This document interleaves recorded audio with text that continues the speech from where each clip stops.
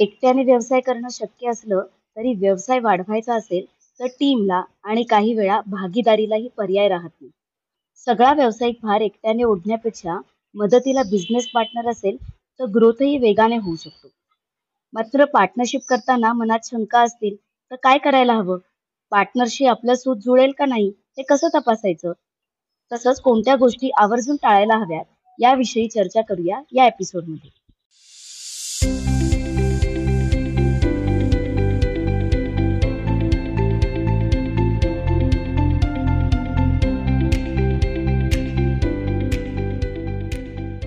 नमस्कार मित्रांनो, मी CA अर्पिता कुलकर्णी.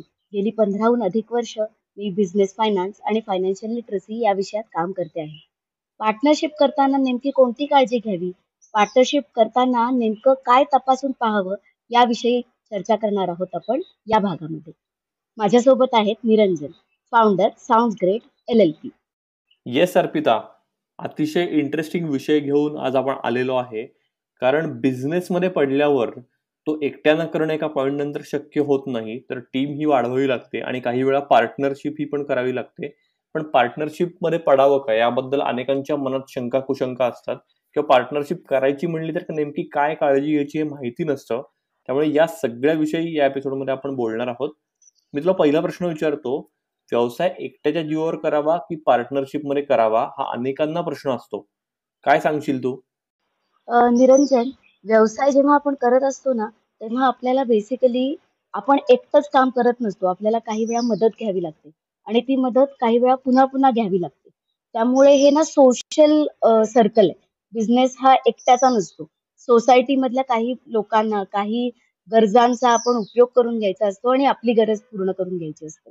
तर मी एखादं उदाहरण देते तुला. टेनिस जेव्हा खेळतो तेव्हा टेनिस सिंगल सुद्धा खेळतात आणि डबल सुद्धा खेळतात. मी डबल्स खेळणारच नाही असं म्हणून कुठला प्लेयर नकार देत नाही काही गोष्टींना. त्यामुळे बिझनेस करताना मी पार्टनरशिप अजिबातच करणार नाही असा विचार करू नये.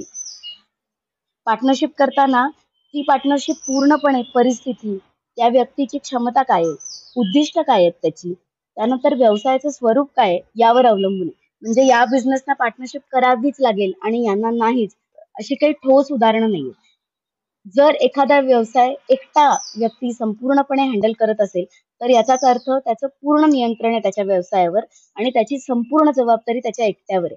म्हणजे तो एकटा सगळं हँडल करणार आहे, सगळ्या जबाबदाऱ्या त्याच्यावर आहेत. पण जेव्हा एखादा काम वाढतं किंवा एखादी गोष्ट आपल्याला वाटतं की आपण ह्याच्यासाठी मदत घ्यावी किंवा काही वेळा जबाबदारीची वाटणी करावी, अशा जर गोष्टी वाढत गेल्या, जर गरजा वाढत गेल्या आपल्या, तर पार्टनरशिप करावी लागते. आता पार्टनरशिपचा अर्थ असा नाही की पार्टनरशिप डीडच एक्झिक्यूट केली पाहिजे. काही काही वेळेला आपण पार्टनरशिप करतो ते प्रॉपर डीड थ्रू. काही वेळेला टेम्पररी पार्टनरशिप्स असतात, म्हणजे त्या प्रोजेक्ट पुरत्या किंवा त्या असाइनमेंट पुरत्या असतात. त्यामुळे पार्टनरशिपचा स्कोप आहे ना खूप मोठा आहे. नुसत्या पार्टनरशिप ऍक्ट मध्ये येणाऱ्या पार्टनरशिप बद्दल आपण बोलतच नाहीये. त्या सुद्धा त्याच्यात कन्सिडर होणार आहेत. पण टेम्पररी केलेल्या पार्टनरशिप्स, काही जॉईंट व्हेंचर अग्रीमेंट्स, या सगळ्याचा विचार आपण करणार आहे. आता भागीदार जे आहेत ना ते विचारपूर्वक निवडावे लागतात आणि त्याच्यामुळे आपल्या व्यवसायाला फायदा होणार आहे, त्याच्यामुळे आपल्या व्यवसायाची गती वाढणार आहे याचा विचार केला पाहिजे.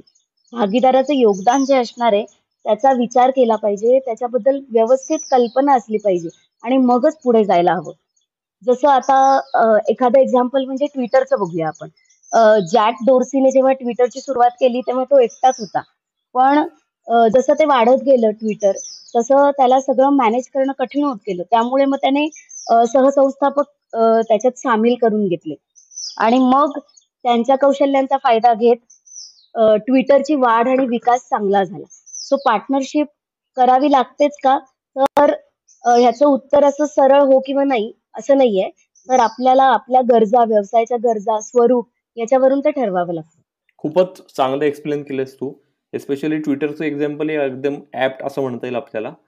आणि तू म्हणलीस तसं की प्रत्येक बिझनेसची गरज ही वेगळी असते, त्यामुळे पार्टनरशिप करायचीच आहे असंही सुरुवातीला डोक्यात ठेवायला नको आणि करायची नाहीच आहे असाही अट्टहास नको. तर जशी जशी स्टेज येईल किंवा जशी सिच्युएशन येईल त्यानुसार तो निर्णय आपल्याला घेता येऊ शकतो. आता मला सांग की व्यवसाय सुरू करताना जसा फिजिबिलिटी रिपोर्ट महत्वाचा असतो, तसाच तो सुरू असलेला व्यवसाय भागीदारीत न्यायचा म्हणला तरी असा अभ्यास करणं गरजेचं ठरतं का? फिजिबिलिटी ना फार महत्वाची आहे. म्हणजे एखाद्या गोष्टीबद्दल पूर्ण त्याच्या कल्पना असणं, त्याचे प्लस आणि मायनस समजून घेणं फार महत्वाचं आहे. फिजिबिलिटी अनालिसिस अगदी आपण रोजच्या व्यवहारात पण वापरतो. म्हणजे स्वयंपाक करताना सुद्धा दुधात साखर घातली तर काय होणार आहे आणि त्याच्याच ऐवजी तसंच दिसणारा मिठाचा खडा घातला तर काय होईल, हे आपल्याला नक्कीच माहित असतं. त्यामुळे आपण कुठले दोन गोष्टी, कुठल्या दोन लोकांना एकत्र आणतोय, हे जेव्हा आपण विचार करतो तेव्हा त्यांचं फिजिबिलिटी अनालिसिस असणं महत्वाचं आहे. आता आपल्या व्यवसायाची गरज काय आहे? नक्की आपल्याला काय हवंय? म्हणजे नुसता पैसा हवाय का? का त्या व्यक्तीचा वेळ पण हवाय, त्याचं कौशल्य पण हवंय, ह्याची पूर्ण कल्पना व्यवसाय करणाऱ्या व्यक्तीला असली पाहिजे. आणि ती गरज तो व्यक्ती, समोरचा व्यक्ती भागवू शकतो का? पूर्ण करून देऊ शकतो का? याचा विचार केला पाहिजे. व्यवसाय करताना भागीदारी जेव्हा आपण म्हणतो तेव्हा नक्की वाटा काय असणार आहे? म्हणजे जबाबदारी पण आणि क्षमता पण, आर्थिक योगदान पण, त्याच्यानंतर कामाचं स्वरूप काय? या सगळ्याची क्लिअर डिस्टिंक्शन आपल्याकडे असलं पाहिजे. म्हणजे मी काय करणार आहे आणि भागीदार काय करणार आहे. जेव्हा आपण एखादी जबाबदारी समोरच्यावर देतो, तर त्याला रिटर्न्स पण काय देणार आहे आपण, याचा पण विचार केला पाहिजे. बाजारात काय मागणी आहे? संभाव्य ग्राहक कोण आहे? स्पर्धक, व्यवसायाची विस्तार होण्याची क्षमता, त्याचा अभ्यास करूनच हा निर्णय घेतला पाहिजे. म्हणजे काही काही वेळेला एखादी व्यक्ती आपल्याला बिझनेसमध्ये पाहिजेच म्हणून भागीदारी केली पाहिजे, असं सुद्धा होतं. म्हणजे आपण बघतो की बरेच इन्फ्लुएन्सर्स किंवा ऍक्टर्स एखाद्या बिझनेस बरोबर पार्टनरशिप करतात.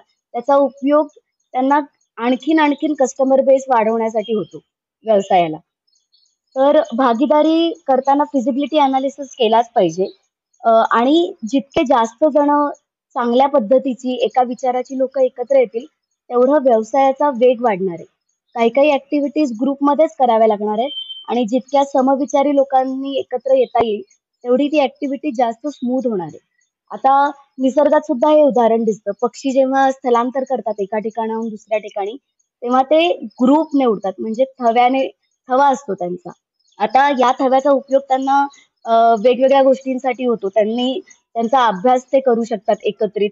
त्याच्यानंतर ऊर्जा त्यांची जी असते ती कमी लागते. सो वेगवेगळे मेकॅनिझम करून ते सुद्धा पार्टनरशिप करतात.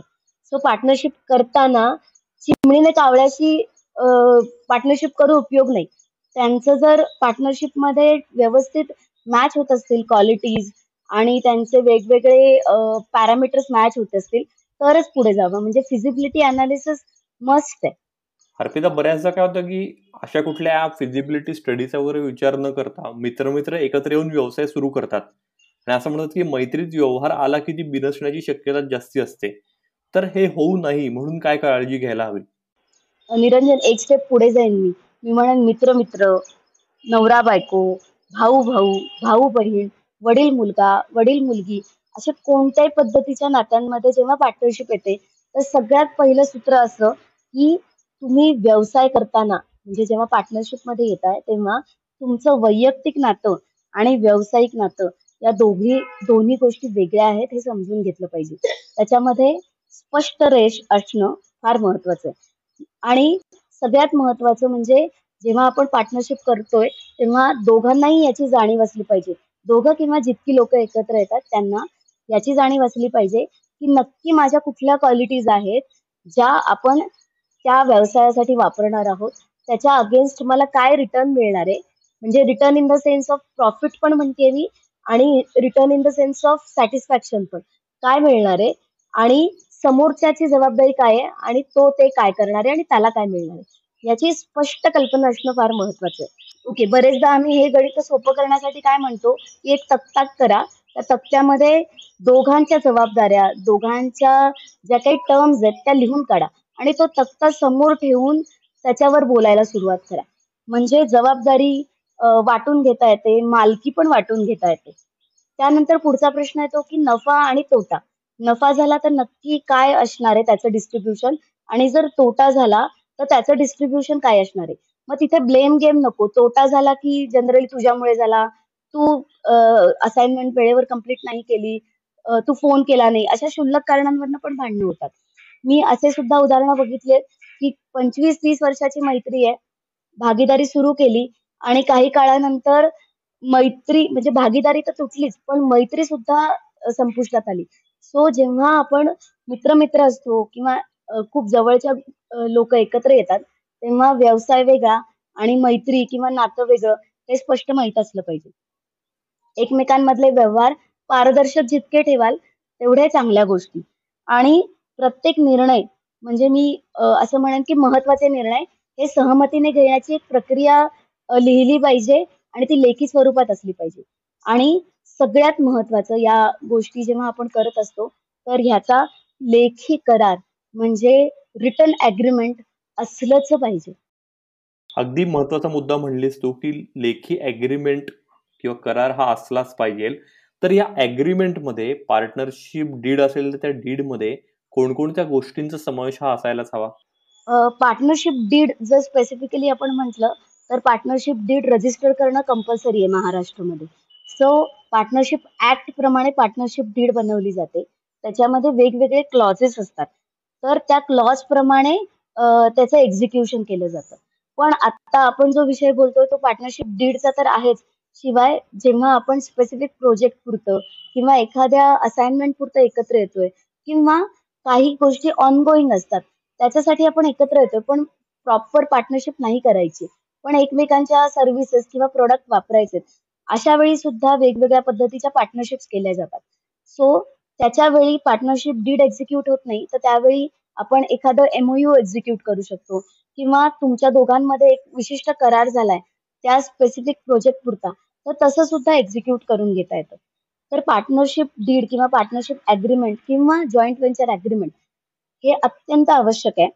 त्याच्यामध्ये तुम्ही स्पेसिफिकली मेन्शन केलं पाहिजे, की तुमचं भांडवल काय असणार आहे? तुम्ही नक्की काय देणार आहे? तुम्ही तुमच्याकडचे कुठले स्किल सेट देणार आहे? किती वेळ देणार आहे? प्रॉफिट झालं तर त्याचं वाटप कसं होणार आहे? नुकसान झालं तर त्याचं वाटप कसं होणार आहे? कामाची विभागणी आणि जबाबदाऱ्या या नेमक्या कशा असणार आहे?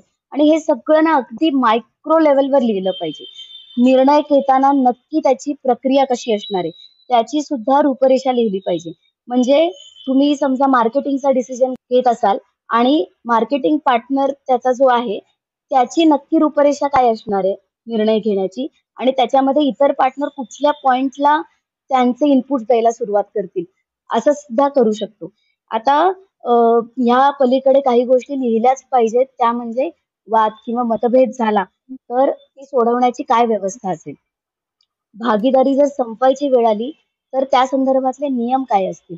जितकं छान करू शकू आपण हे, जितकं स्पष्ट करू शकतो, मायक्रो लेव्हलला लिहू शकतो, तेवढ्या गोष्टी आपल्यासाठी भविष्यामध्ये सोप्या होत जाणार आहे. एक लक्षात घेऊया, की जेव्हा पार्टनरशिप सुरू होते, तेव्हा आपण शून्यावर उभे असतो. त्यामुळे आपल्याकडे त्या बिझनेस रिलेटेड काही गुडविल नसतं किंवा त्या बिझनेसचं काही नाव नसतं मार्केटमध्ये. जेव्हा 25-30 वर्ष अशी पार्टनरशिप चालते आणि मग मतभेद होतात, तेव्हा त्या बिझनेसमध्ये बरंच गुडविल तयार झालेलं असतं. मी खूप बिझनेसेस बघितलेत, की जे पहिल्या पिढीने छान चालवले पार्टनरशिपमध्ये. पण नंतर जेव्हा त्यांची मुलं किंवा नातवंड इन्व्हॉल्व झाली आणि त्यांच्यात मतभेद झाले काही कारणांमुळे, तेव्हा बिझनेसला स्प्लिट करताना ते वाद कोर्टापर्यंत न्यायला लागलेत आणि तिथून ते सोडवले गेलेत किंवा अजूनही ते पेंडिंग आहेत. सो तुम्ही जितके सुरुवात करताना जितकं छान ते नमूद करू शकाल, तेवढं भविष्यात तुम्ही तुमच्या गोष्टी सोप्या करताय. आता ॲग्रीमेंटचं एखादं छान उदाहरण म्हणजे फ्रँचायझी ॲग्रीमेंट. जसं McDonald's किंवा बरेचसे फ्रँचायझी ओनर्स करतात. तर त्याच्यामध्ये त्यांनी टर्म्स आणि कंडिशन्स क्लिअर लिहिलेले असतात. व्हेरिएबल कॉस्ट म्हणजे जी ऑपरेशनल कॉस्ट आहे, ती कोणाची असेल, त्याची मालकी कोणाची आहे, ती कोणी बेअर करायची, फिक्स्ड कॉस्ट कोण बेअर करणार, फ्रँचायझी फीज कशी असणार आहे, सेल्स कसा ठरवला जाईल, या सगळ्याचं त्यांनी त्याच्यामध्ये डिटेल्ड मेन्शन केलेले असतात. त्याच्यानंतर प्रॉडक्ट कसं तयार होणार, त्याची प्रोसेस काय असणार, कुठून माल प्रोक्युअर करायचा. सो हे जितकं छान असतील, जितके क्लिअर असतील तेवढं सोपं. यासाठी तुम्ही शक्यतो हे अग्रीमेंट्स प्रोफेशनल्सकडनं करून घ्या. रादर मी असं म्हणेन, की मी रेकमेंड करते, की प्रोफेशनलची हेल्प घ्याच यासाठी. त्याच्यामुळे काय होईल, की लीगल त्याचे जे काही अँगल्स असतील किंवा एखादी विशिष्ट रचना, एखादं क्लॉज, सेक्शन वापरायचं असेल, तर ते ते व्यवस्थित तिथे मेन्शन करू शकतील. आणि ह्या गोष्टीला समराईज करायला मी असं म्हणेन, की तुमचं पार्टनरशिप हे ना कायम चंद्र-सूर्यासारखी असायला पाहिजे. म्हणजे दोघांचंही योगदान स्पष्ट, पारदर्शक त्याच्यानंतर कामाची योग्य विभागणी आणि जबाबदारीची सुद्धा. सो पार्टनरशिप करा, पण ती रिटर्नच असली पाहिजे आणि ती क्लिअर असली पाहिजे. राईट, ती क्लिअर असली पाहिजे. आणि किती क्लिअर असली पाहिजे, तर तू म्हणलीस तसं चंद्र सूर्य इतकी क्लिअर असली पाहिजे. म्हणजे दोघांनाही किंवा जितके पार्टनर्स आहेत त्यांना एकमेकांच्या रोल्स, रिस्पॉन्सिबिलिटीज या व्यवस्थित त्यांची माहिती असली पाहिजे. त्याच्यामुळे पुढे जाऊन काही डिस्प्यूट्स होणार नाहीत. मागच्या एका उत्तरात तू प्रॉफिट शेअरिंग आणि लॉस शेअरिंगचाही उल्लेख केलास, तर याच्याबद्दल थोडंसं जाणून घ्यायला आवडेल की प्रॉफिट शेअरिंगचा विचार नेमका कसा करायचा, तसंच तोटा झाला तर तोही विभागून घेण्याची प्रत्येक पार्टनरची तयारी ही कशी असायला हवी. निरंजन, हा मुद्दा ना फार महत्वाचा आहे. म्हणजे तू विचारलास मला फार आवडलं, कारण काय झालं की पार्टनरशिप जेव्हा सुरुवात होते तेव्हा लोकांना वाटतं की पेपरवर सगळे गणितं मांडलेली असतात. त्यामुळे व्यवसाय करणाऱ्यांना वाटतं की हा तर प्रोजेक्ट प्रॉफिटमध्येच जाणार आहे. त्याच्यामुळे प्रॉफिट आपण 50-50 किंवा 60-40 जे काही त्यांचं इंटरनल अग्रीमेंट असेल त्याप्रमाणे ते वाटून घेणार असं ठरलेलं असतं. पण तोटा होईल अशी जेव्हा शक्यता चर्चेमध्ये येते, म्हणजे आम्ही जेव्हा चर्चा करतो तेव्हा म्हणतो की तोटा झाला तर काय? तेव्हा ते म्हणतात नाही, तोटा नाही होणार. पण असं नसतं. जेवढी प्रोबॅबिलिटी प्रॉफिटची आहे, तेवढीच प्रोबॅबिलिटी तोट्याची आहे. म्हणजे माझी इच्छा नाही की तोटा व्हावा, पण तोटा झाला तर काय याबद्दल सुरुवातीलाच विचार केलेला बरा असतो किंवा करायलाच हवा. आता प्रॉफिट किंवा लॉस याचं जे शेअरिंग आहे किंवा ते कसं वाटायचं हे पूर्णपणे त्या 2 लोकांच्या किंवा पार्टनरशिप करणाऱ्या लोकांवर अवलंबून असतं. मग ते कुठले पॅरामीटर्स वापरू शकतात? तर कोणता पार्टनर काय योगदान देणार आहे? आर्थिक गुंतवणूक किती असणार आहे? कोण जोखीम घेणार आहे? त्याच्यानंतर नुकसान म्हणजे काय? याचं पण नीट डेफिनेशन तिथे असली पाहिजे. म्हणजे नुसतं पैशाचं नुकसान, म्हणजे मी गुंतवले आणि मला मिळाले बिझनेसमधनं रिटर्न्स, एवढं नुकसानीचं लिमिटेड डेफिनेशन नको. तर नुकसान म्हणजे टाईम, म्हणजे वेळेवर गोष्टी न पोहोचल्यामुळे झालेलं नुकसान याचं सुद्धा कुठेतरी कन्सिडरेशन असलं पाहिजे. त्याच्यानंतर नुकसान झालं तर प्रत्येक पार्टनर नक्की काय करणार आहे? त्या संदर्भातली त्याची मानसिक तयारी या सगळ्याचा पण विचार करायला हवा. नुकसान हे जे आहे पॅरामीटर ते वाटून घेताना पुढे काय करणार आहे? म्हणजे यावर्षी नुकसान झालं ठीक आहे. पण आता हे कंटिन्यू करायचं की नाही? या सगळ्याबद्दल पहिल्यांदाच विचार केलेला बरा. आणि पॅरामीटर्स असू शकतात की काही वेळा पार्टनर्स फक्त आर्थिक कॉन्ट्रिब्युशन देतात. म्हणजे कॅपिटल कॉन्ट्रिब्यूट करतात आणि इतर पार्टनर्स त्यांचे वेळ देतात, त्यांचे स्किल देतात. अशा वेळी अ, बरेचदा असं आम्ही बघतो की त्यांच्यामध्ये असं असतं की जो आर्थिक कॉन्ट्रिब्युशन करणार आहे, त्याला काही वेळेला फिक्स्ड रिटर्न दिले जातात आणि व्हेरिएबल रिटर्न हे बरेचदा स्किल कॉन्ट्रिब्यूट करणाऱ्याला दिले जातात. हे असंच असेल असं नाही, पण मी जस्ट उदाहरण देते. तर तुम्ही रिटर्न कोणत्या स्वरूपात देणार आहात? फिक्स्ड आहे का व्हेरिएबल आहे? ते देताना त्याचा टर्म्स काय असणार आहे? म्हणजे एव्हरी क्वार्टर, एव्हरी इयर कसं असणार आहे? आणि हे सगळं करताना मोजमाप कसं होणार आहे? म्हणजे संपूर्ण वर्ष संपल्यानंतर एकदम तुम्ही प्रॉफिट झाला का लॉस असं बघणार आहात का? तर असं बघू नका. तुम्ही दर महिन्याला, दर क्वार्टरला त्याचा इंटरिम रिव्ह्यू घ्या, की हां, एक्झॅक्टली आपण एका विशिष्ट पॅरामीटर नंतर, एखाद्या विशिष्ट पिरियड नंतर नक्की कुठे पोहोचलोत, कुठे पोहोचणं अपेक्षित होतं. सो त्याच्यामुळे तुम्हाला आधीच अंदाज येईल, की काय बरोबर चाललंय आणि जर काही चुकत असेल किंवा ज्याच्यामध्ये बदल करावा असं वाटत असेल, तर ते योग्य वेळेवर करता येईल. नफा आणि नुकसानीचं छान उदाहरण म्हणजे सहकारी शेतकरी संघ. हे ना संघटित शेती करतात. म्हणजे म्हणजे नेमकं काय होतं, तर आर्थिक जबाबदारी वाटली जाते. त्याच्यानंतर कामाची जबाबदारी वाटली जाते. जास्त एकत्रित आल्यामुळे जास्त शेती करता येते, म्हणजे जास्त भागावर शेती करता येते. त्यामुळे उत्पादन चांगलं होतं आणि नफा जो असतो तो वाटून घेतात ती लोकं. त्याच्यामुळे हे एकत्रित येण्याने नफा होतो. शिवाय सगळ्यात जमेची बाजू म्हणजे जर काही कारणामुळे तोटा होणार असेल, पीक पूर्णपणे हातात आलं नाही किंवा नैसर्गिक काही आपत्तींमुळे पीक मिळू शकलं नाही, तर जो काही तोटा आहे तो सुद्धा वाटून घेतला जातो आणि त्याची मानसिक तयारी पण असते एकत्रित असल्यामुळे. सो नफा आणि तोटा ह्याचं क्लिअर डेफिनेशन असली पाहिजे आणि ती एखादे ॲग्रीमेंट किंवा एखादं पार्टनरशिप सुरू करताना सुरुवातीलाच असलं पाहिजे. म्हणजे जेव्हा तुम्ही 0 पायरीवर असाल तेव्हाच ते असलं पाहिजे. बरोबर. म्हणजे हे सुरुवातीलाच ही काळजी घेतली तर पुढे जाऊन डिस्प्यूट्स हे नक्की टळू शकतात. मला तर सांग की मार्केटिंग, प्रोडक्शन, डिलिव्हरी ही जर 3 प्रमुख ऑपरेशन्स असतील एखाद्या बिझनेसची, तर ती डोळ्यासमोर ठेवून भागीदारांनी कामांची विभागणी ही करायला हवी. म्हणजे एकमेकांचा फोर्टे किंवा एरिया ऑफ वर्कही क्लिअर कट हे होईल आणि म्हणजे मग मतभेद होण्याचे काय प्रमाणही कमी होऊ शकेल. निरंजन, तू आता 3 खरंच मुख्य विभाग म्हणालास, की मार्केटिंग म्हणजे जो कस्टमर आणणार आहे तो, प्रोडक्शन आणि ऑपरेशन म्हणजे जो ॲक्चुअली त्याच्यावर काम करणार आहे आणि ती गोष्ट तयार करणार आहे, आणि डिलिव्हरी म्हणजे जो कस्टमरला फेस करणार आहे अल्टिमेटली, की ज्याला एक्झॅक्टली काय रिक्वायरमेंट होती, आणि मार्केटिंग आणि ऑपरेशन टीमने नीट काम करून त्याची मोड बांधून तो त्या कस्टमरला डिलिव्हरी देणार आहे.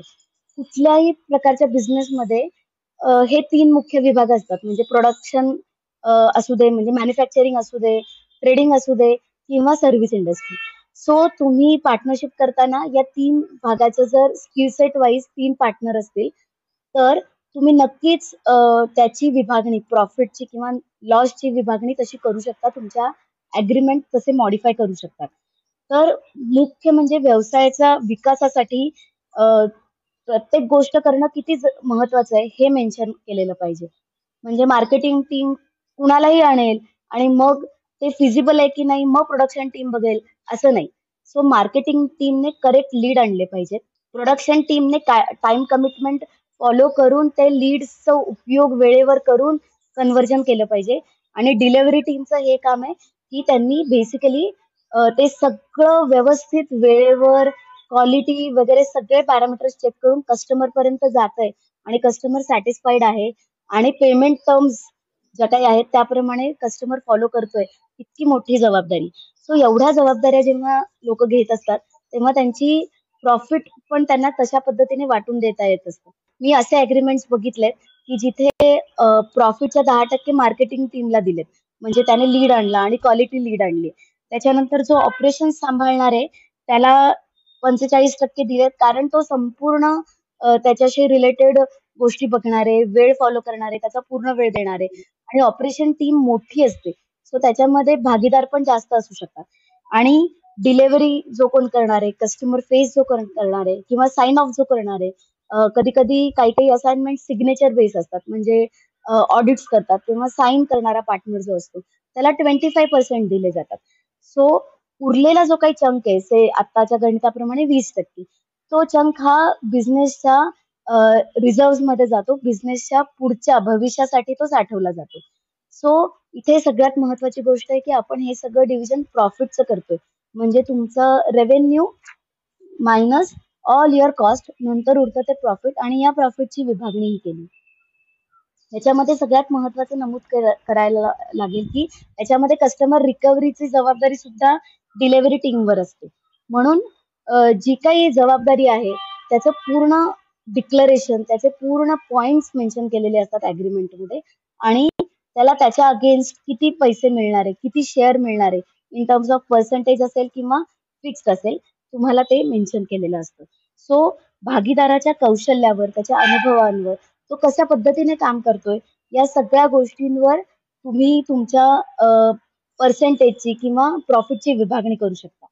आता किती तास लागले, त्याला काही काही खर्च आलाय का, त्याला हे सगळं करताना पार्टनरला, या सगळ्याचा सुद्धा विचार केला जातो.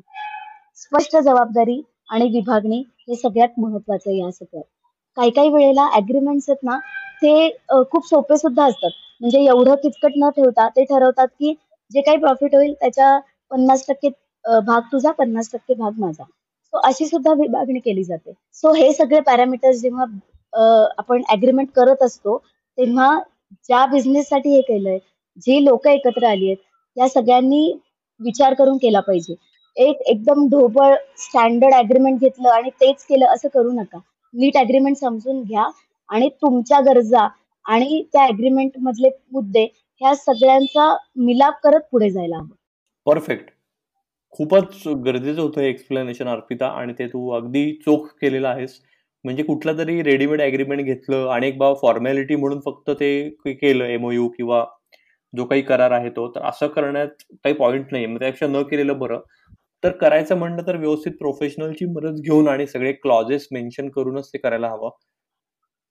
पण असं सगळं करूनही समजा जर मतभेद झाले, डिस्प्यूट झाले भविष्यात, तर ते कसे सोडवायचे?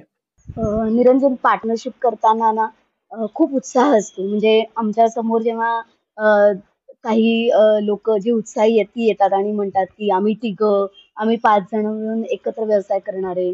आमचा व्यवसाय आम्ही प्रोजेक्ट रिपोर्ट तयार केला आहे. तो बघा किती प्रॉफिटॅबिलिटी आहे वगैरे. हे सगळंच छान आहे. म्हणजे मला हे अ, त्यांचा अभ्यास नक्कीच आवडतो, ऐकायला आवडतं. पण जेव्हा आम्ही विषय काढतो की अ, मतभेद झाले तर काय? किंवा वाद झाले, नाही पटलं 2 दोघांचं किंवा 5ही जणांचं एकमेकांशी, तर काय? तर त्यांचं उत्तर असतं स्टँडर्ड की नाही आम्ही कॉलेजपासून एकमेकांना ओळखतोय किंवा नाही हा लहानपणापासूनचा माझा मित्र आहे किंवा हा माझा भाऊच आहे. तर हे असं नसतं आणि मतभेद तुम्ही कराल असं नाही. एखाद्या वेळेस तुमची पार्टनरशिप व्यवस्थित होईल, पण पुढच्या पिढीला हँडओव्हर कराल किंवा एखादी नवीन व्यक्ती घ्यावी लागली, तर त्या नवीन व्यक्तीच्या येण्याने पण कधी-कधी वेगळे पॅरामीटर्स, वेगळ्या गोष्टी तयार होतात. सो हे सगळं होऊ नये म्हणून काळजी घेतली पाहिजे. आता ही काळजी कशी घेऊ शकतो? तर सगळ्यात पहिल्यांदा म्हणजे ॲग्रीमेंटमध्ये डिस्प्यूट रेझोल्यूशनची योग्य प्रक्रिया असली पाहिजे.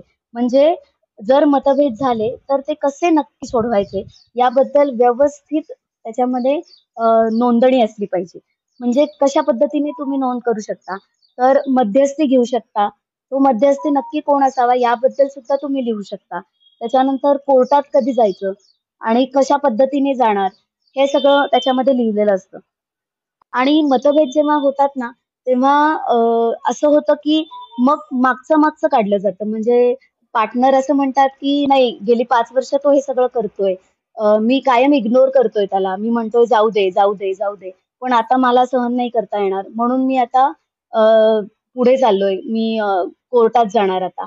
तर हे सगळं आहे ना, जेव्हाच्या तेव्हा सोडवलं ना, तर फार सोप्या होतात गोष्टी.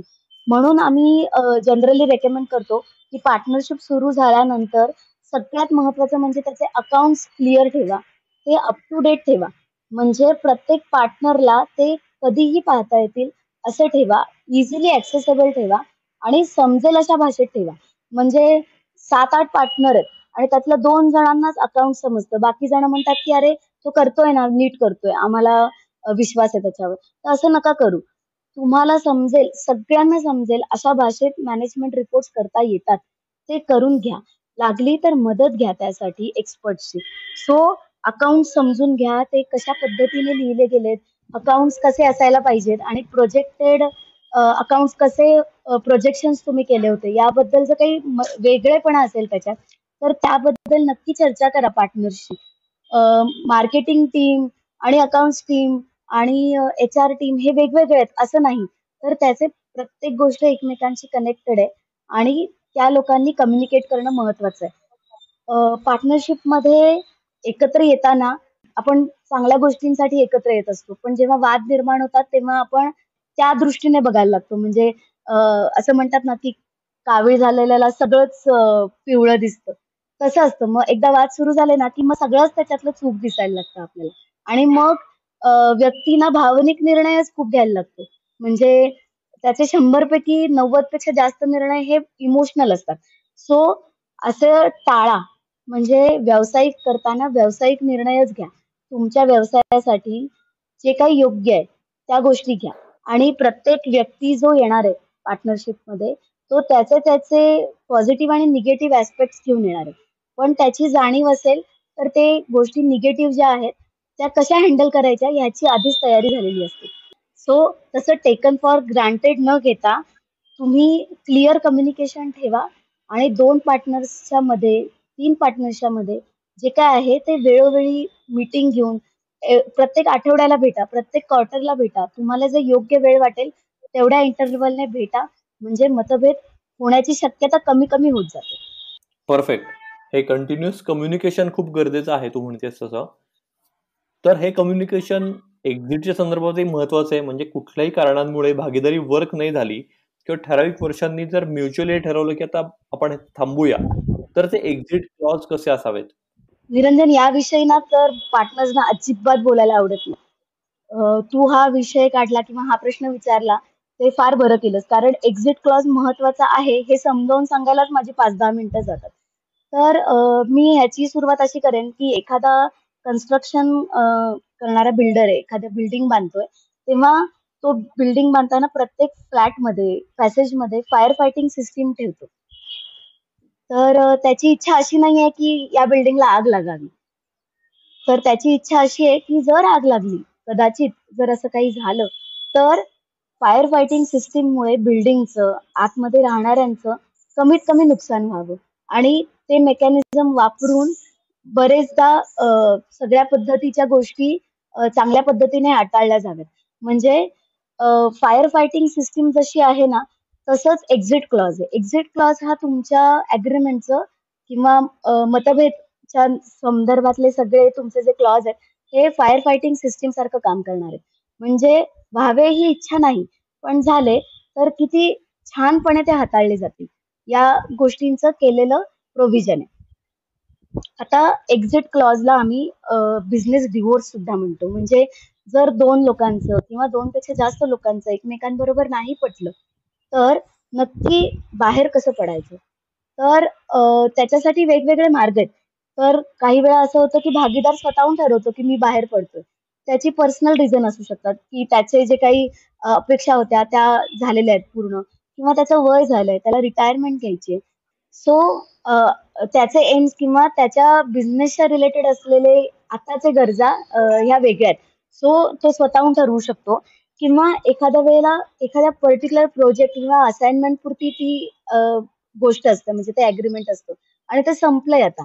तसं बरेचदा आपण मूव्हीजमध्ये दिसतो, की एखाद्या पर्टिक्युलर मूव्ही तयार करण्यासाठी, प्रोडक्शनसाठी एखादी टीम एकत्र आली आहे. ती काही कायमची भागीदार नाहीये. तर ते प्रोजेक्ट संपल्यानंतर, ते शूटिंग झाल्यानंतर आणि अदर कमिटमेंट्स झाल्यानंतर ते वेगळे होणार आहेत. सो असे प्रोजेक्ट स्पेसिफिक पार्टनरशिप पण असतात. काही वेळेला मतभेद झाल्यामुळे पार्टनरशिप बदलायला लागतात. काही वेळेला असंही बघितलंय, की ग्राहकांच्या गरजेमुळे पार्टनरशिप बदलली. म्हणजे फॉर एक्झाम्पल, की काही गोष्टी पूर्वी वेगळ्या पद्धतीने लागायच्या. म्हणजे गजराचं घड्याळ लागायचं तेव्हा तुमच्या ज्या काही गरजा आहेत त्या व्यवसायाच्या, त्या वेंडर रिलेटेड तुमच्या पार्टनरशिप्स असतील. पण आता तसं नाही लागत. आता डिजिटल क्लॉक लागतात आपल्याला. सो तुमच्यासाठी त्या ग्राहकांच्या ज्या काही डिमांड आहेत त्या बदलल्या. त्यामुळे ती पार्टनरशिप आपण थांबवली. आणि काही वेळा मृत्यू या कारणामुळे सुद्धा पार्टनरशिप बंद होते. एक्झिट क्लॉजमध्ये या सगळ्याचा विचार केला गेला पाहिजे. एक्झिट क्लॉजमध्ये एखादी गोष्ट किंवा एखादा तिढा निर्माण झाला पार्टनरशिपमध्ये, तर तो सोडवण्याचा मार्ग नेमका काय असणार आहे? कुठल्या स्टेप्स असणार आहेत? किती वेळा मीटिंग घ्यायची? मध्यस्थी कोण असणार आहेत का? या सगळ्याचं सुद्धा त्याच्यामध्ये मेन्शन केलेलं असलं पाहिजे. या पलीकडे पुढचा विचार असा केला पाहिजे, पार्टनरशिप तर होती, पण आता जर वेगळं व्हायचं असेल, तर पार्टनरशिप विकायची असेल, म्हणजे कुणालाच कंटिन्यू नाही करायची. तर ती विकायची असेल, तर नेमकं त्याचं कन्सिडरेशन कसं असणार आहे? कोण ग्राहक आणणार? कशा पद्धतीने तो सौदा एक्झिक्यूट होईल? कशा पद्धतीने तो सौदा केला जाईल? या सगळ्याचा विचार केला पाहिजे. इतर पार्टनरचा हिस्सा काय असेल? हे सगळं जितकं पारदर्शक, जितकं आधीच लिहिलेलं, तेवढं सोपं असतं. तर मी समराईज असं करेन, की एक्झिट क्लॉज सुद्धा ॲग्रीमेंटमध्ये असलाच पाहिजे. तो वगळून चालणार नाही किंवा हे नकोसं आहे म्हणून काय आहे स्टँडर्ड किंवा एखादं ॲग्रीमेंट दुसऱ्या कोणाचं तरी उचललं आणि तो क्लॉज असाच्या असा टाकला, असं सुद्धा करू नका. जेवढा विचार तुम्ही प्रॉफिटचा करता, तेवढाच लॉसचा करा. जेवढा विचार तुम्ही एखाद्या पार्टनरशिपमध्ये येताना, सुरुवात करताना करता, तेवढाच विचार एक्झिट क्लॉज किंवा तुमचे जर डिस्प्यूट झाले, मतभेद झाले, तर त्याचा सुद्धा तेवढंच वेटेज आहे, तेवढाच विचार करा. आणि एक्झिट क्लॉज नीट तपासून दोघांमध्ये चर्चा करून मगच त्याच्यावर साइन ऑफ किंवा ते क्लोज करा. अर्पिता, या सगळ्या एपिसोडमध्ये तू पार्टनरशिपचे वेगवेगळे पैलू आणि काय म्हणू त्याला, की ग्रोथ अपॉर्च्युनिटीज आणि त्याचबरोबर जोखीम काय आहे, की पुढे जाऊन समजा वर्क नाही झाली तर एक्झिट क्लॉज पर्यंत आपण गेलेलो आहे. आणि या सगळ्या गोष्टी बिफोर हँड, म्हणजे पार्टनरशिप कुठल्याही स्वरूपाची सुरू करतानाच हे सगळ्या गोष्टी क्लिअर असणं, त्याबद्दलचं कम्युनिकेशन क्लिअर असणं आणि पार्टनर्सला याविषयीची व्यवस्थित माहिती असणं. अजून एक महत्वाचा मुद्दा तू म्हटलीस, की फायनान्स आणि अकाउंट्स ही जबाबदारी कुठल्यातरी एका पार्टनरवर दिली आणि बाकी सगळे म्हणतात की तो करतोय, आमचा विश्वास आहे, असं न करता ती क्लॅरिटी असणं. कारण फायनान्स हा कुठल्याही बिझनेसचा कणा असतो, त्याच्यामुळे त्याबद्दलची क्लॅरिटी असणं आणि असं सोबत मिळून जर आपण पुढे गेलो तर पार्टनरशिप नक्की नुसती वर्क नाही होऊ शकत तर ती फ्लरिश होऊ शकते आणि जो तू म्हणलीस तो बिझनेस डिवोर्स हा टळू शकतो इन फ्युचर. तर ही काळजी प्रत्येकाने घ्यायला हवी. बिझनेसमध्ये जे आहेत ऍक्च्युअली आणि जे पार्टनरशिपचा विचार करतायत किंवा नव्यानेच बिझनेस सुरू करताना जे पार्टनरशिप करावं म्हणतायत. एक अर्पिता फक्त शेवटचा प्रश्न की हा जो काही क्लॉज आहे म्हणजे अग्रीमेंट आहे पार्टनरशिपचं, तर ह्याचा फॉर्मॅट कसा असावा, ते कसं करावं आणि त्याला लीगल हे काय असतं नेमकं? निरंजन, आपण आतापर्यंत जे काही बोललो, अग्रीमेंट करा, लेखी स्वरूपात करा. पण तू जो आता विषय काढला की ते कसं असायला पाहिजे, तर ते सगळ्यात महत्वाचं म्हणजे तुम्ही जे काही अग्रीमेंट करणार आहात ते कॉपी पेस्ट करायचं नाही. त्याच्यामध्ये तुम्ही मदत घ्याच. लॉयर्स किंवा एक्सपर्ट्स जे अग्रीमेंट लिहिण्यामध्ये एक्सपर्ट आहेत या लोकांना अप्रोच व्हा. त्याच्यासाठी पैसा खर्च करा कारण ही तुमची फ्युचर इन्व्हेस्टमेंट आहे. तुम्हाला प्रोटेक्शनसाठी महत्वाची आहे. सो तुम्ही मदत घ्या. ते नीट ड्राफ्ट करून घ्या आणि ते त्यांच्या सल्ल्यानेच नोटराईज किंवा रजिस्टर त्यांचा जो काही सल्ला असेल तो फॉलो करा आणि तसं करून घ्या. सो ते पूर्णपणे डॉक्युमेंट सेफ असेल तुमच्या प्रोटेक्शन करण्यासाठी आणि तुमच्या पार्टनरशिपचं प्रोटेक्शन होईल त्याच्याने. तुमचा व्यवसाय, दोन्ही पार्टनर सगळे सेफगार्ड होतील. सो ते तुम्ही करून त्यांच्या सल्ल्यानेच पुढे जा. Right, right. हा अतिशय महत्वाचा मुद्दा आहे की ते कसं असायला पाहिजे. चेस अर्पिता हा एपिसोड खूप आपला एकतर काय म्हणून मोठा झाला, पण तो तितका आवश्यक होता कारण हे सगळे मुद्दे हे प्रत्येक बिझनेसमनला माहिती पाहिजेत जे पार्टनरशिपचा विचार करतायत. भेटूया पुढच्या एपिसोडमध्ये अशाच आणखी एखाद्या महत्वाच्या इंटरेस्टिंग विषयावर गप्पा मारायला. ऐकत रहा बिझनेसची बाराखडी podcast. Disclaimer. Please note that the content provided in this podcast is for knowledge and informational purpose only and should not be considered as a financial advice. The host, guest, producers of this podcast are not liable for any actions taken based on the information presented.